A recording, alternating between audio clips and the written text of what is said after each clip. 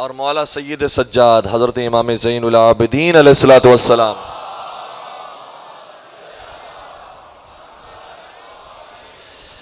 جن سے بڑا کوئی عبادت گزار نہیں ہے. اور یہ روایت کا جملہ نبی اکرم نے ارشاد فرمایا ہے کہ جب محشر لگا ہوا ہوگا تو اہل محشر میں ایک سناٹا ہوگا اور منادی آواز دے گا کہ این زین العابدین, عابدوں کی زینت کہاں ہے.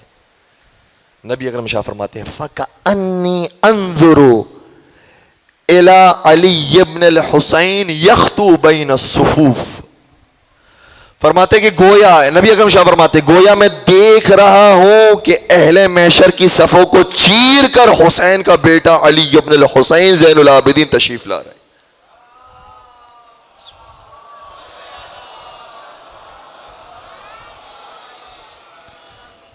اتنے بڑے عبادت گزار عابد نہیں ہے یہ زین العابدین ہے, یہ عابدوں کی زینت ہے. اور کسی نے کیا خوب کہا تھا کہ گھر گھر میں مصلی کبھی آباد نہ ہوتے دنیا میں اگر سید سجاد نہ ہوتے.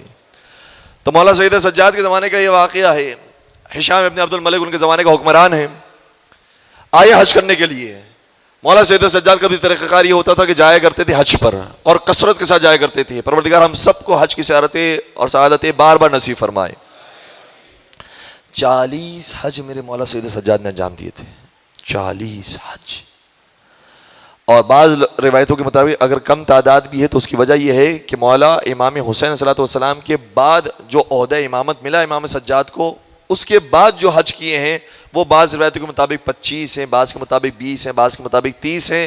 لیکن ان حجوں کو کہ جو امام حسین علیہ السلام کے ساتھ انجام دیے تھے اگر ان کو کمبائن کیا جائے تو 40 حج مولا سید سجاد نے انجام دیے.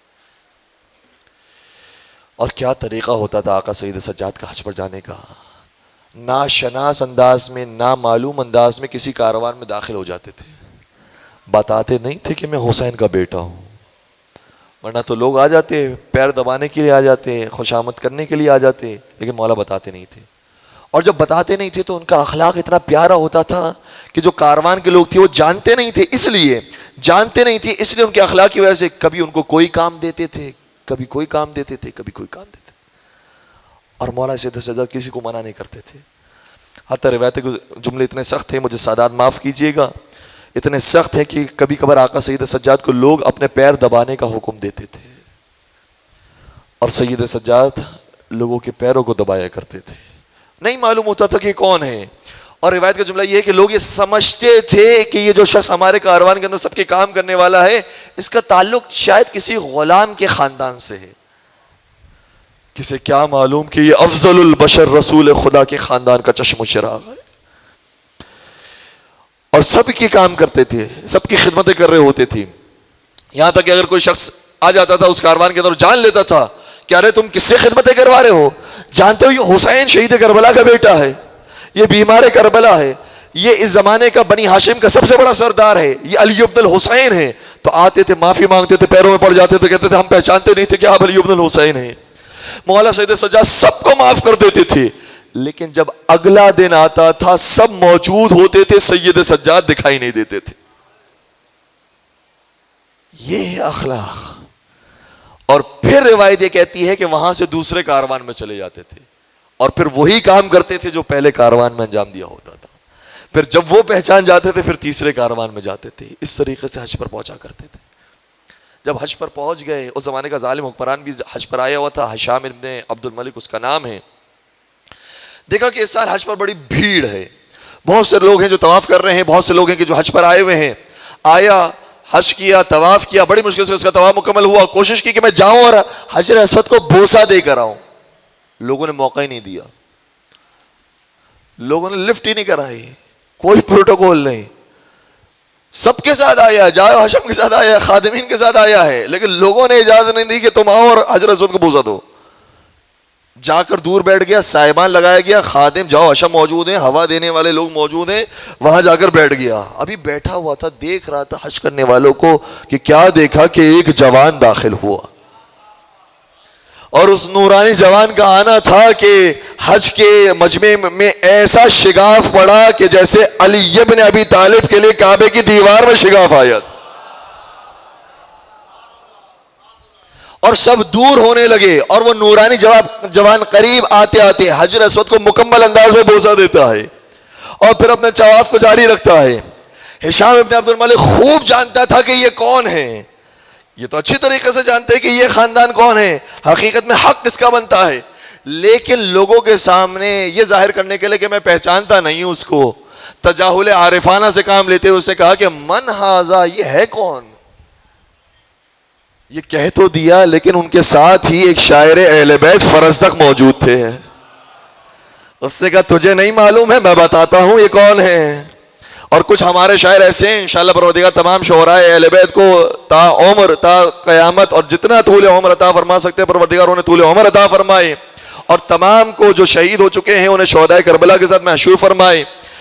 فرزدق کی شان یہ ہے کہ وہ شاعر اہل بیت بھی تھے اور حافظ قرآن بھی تھے, یعنی قرآن کو بھی جانتے تھے, وارث قرآن کو بھی جانتے تھے.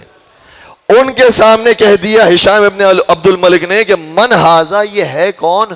تو اس نے بتایا کہ میں بتاتا ہوں کہ یہ کون ہے, اور پورا شعر اور پوری نظم لکھ دی ان کے لیے, اور اسی وقت برجستہ فی البدی اشعار کہنا شروع کیے. اشعار تو بہت طولانی ہیں لیکن میں صرف 4 مصرع آپ کی خدمت پیش کروں گا. اگر آپ بیدار ہیں توجہ کے ساتھ سننا چاہیں تو میں 4 مصروں کے اندر اللہ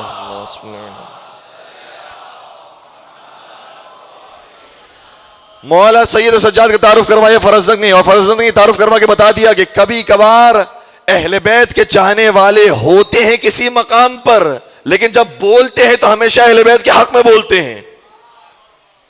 اور بولنا شروع کیا, کہنے لگا 4 مصرع پیش کر رہا ہوں, کہنے لگا تو نہیں جانتا من ھذا, میں بتاتا ہوں. ھذا الذی تعرف البطحاء وطأتہ والبیت یعرفہ والحل والحرم, ھذا ابن خیر عباد اللہ کلہم, ھذا التقی النقی الطاہر العلم.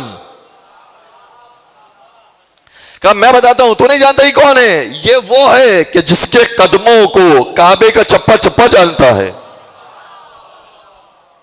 اور یہ وہ ہے کہ جس کو خود کعبہ بھی جانتا ہے, ہل بھی جانتا ہے, حرم بھی جانتا ہے.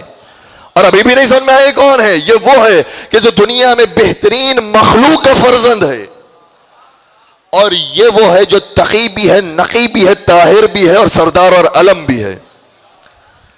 اور کہنا شروع کیا, اشعار بیان کرنا شروع کیا, کہنے لگا, اور کہنے کے بعد انجام کیا ہوا کہ ہشام ابن عبد الملک نے حکم یہ دیا کہ اسے زندان میں بند کر دیا جائے. یہی تو ہوا ہے نا ہمارے شعراء کے ساتھ, یہی تو ہوا ہے کہ اہل بیت کے چاہنے والوں کے ساتھ. آج کس پر ایف آئی آر کٹوائی جا رہی ہے؟ ایف آئی آر اسی پر کٹوائی جاتی ہے کہ جو اہل بیت کے حق میں بولتا ہے, اہل بیت کی محبت اور دوستی میں بولتا ہے. انہوں نے بولا, ڈال دیا گیا ان کو زندان کے اندر, لیکن کسی شاعر نے کیا خوب جواب دیا اس کا کہ انجام وفا کیا ہے یہ سوچا نہیں کرتے. انجام وفا کیا ہے یہ سوچا نہیں کرتے. مومن کبھی حالات کا شکوہ نہیں کرتے, مومن کبھی حالات کا شکوہ نہیں کرتے. کیوں؟ کیونکہ یہ رسم سکھائی ہے.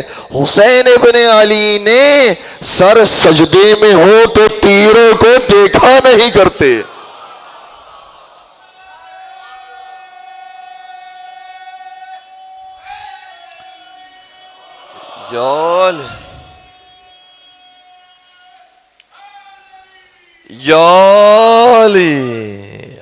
مولا سید سجاد نے پھر فرزدق کی خدمت میں زندان کے اندر ہی درم و دینار بھجوائے, اس کی تعریف کی, اس کا حوصلہ بڑھایا, اور پھر اسے زندان سے آزاد بھی کروایا. یہ اہل بیت کی محبت اپنے چاہنے والوں کے لیے ہے. اگر انسان اہل بیت کے لیے کوئی کام کرتا ہے, اسباب اہل بیت فراہم کرتے ہیں. تو مولا سید سجاد سے بڑا کوئی عبادت گزار نہیں ہے, کوئی سجدہ گزار نہیں ہے.